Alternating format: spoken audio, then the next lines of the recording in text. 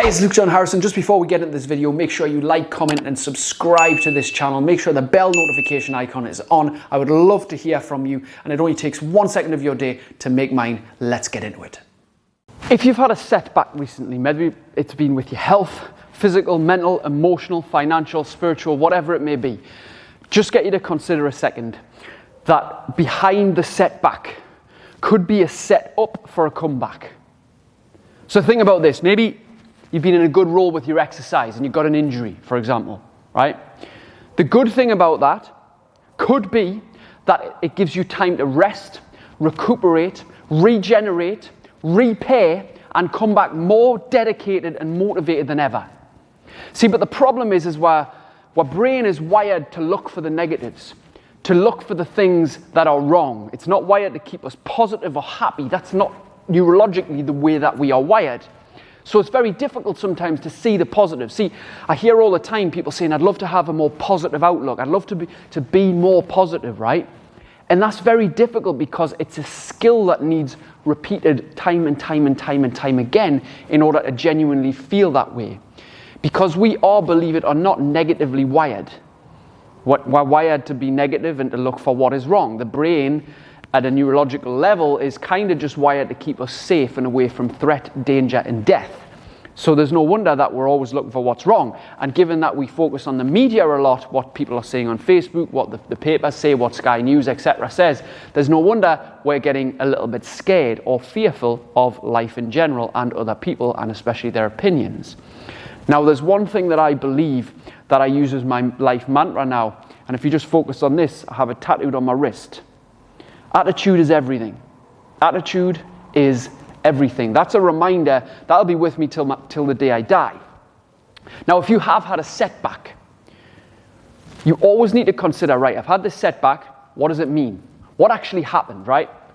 What actually happened? Let's just use a physical injury. I've pulled me back loads of times from squatting heavy weights, from lifting heavy, even just from jumping on the floor and off the floor, right? And I've pulled me back and I've been out of action for weeks. And I've been set back a couple of months, quite a few times. I live an active lifestyle, that's expected, right? Maybe you get an old football injury or something, and something affects you, right? And it knocks you off routine. And if you're used to being in a great routine, that can be hard to deal with, because there's certain things you can't do. And sometimes if it's a back injury especially, you can't do anything. That's really debilitating. More so mentally, right? So what you got to think of, right, why has this happened? Was I not switched on enough? Was I not warm enough? Is my body telling us that I need a little bit of a rest? Why has it happened, right? What actually happened? Well, I got hurt. Okay. Does that mean that you're out of action for a long time? I mean, obviously some injuries are worse than others. They require surgery, etc., and they could take months, 3 to 6, 9 months, whatever, to recover. But some are just a matter of you have to have a couple of weeks off, or maybe a month off, but in order to heal and recover. That's okay. I'm using this as an example. You could have had a knockback with your finances. You could have had a massive bill come out, or debt, or whatever. You could have had a relationship end, for example. You've had a setback. You've had somebody leave your life that you thought would be in there for a long time, right? But somewhere amongst the turmoil, amongst these situations, is a life lesson.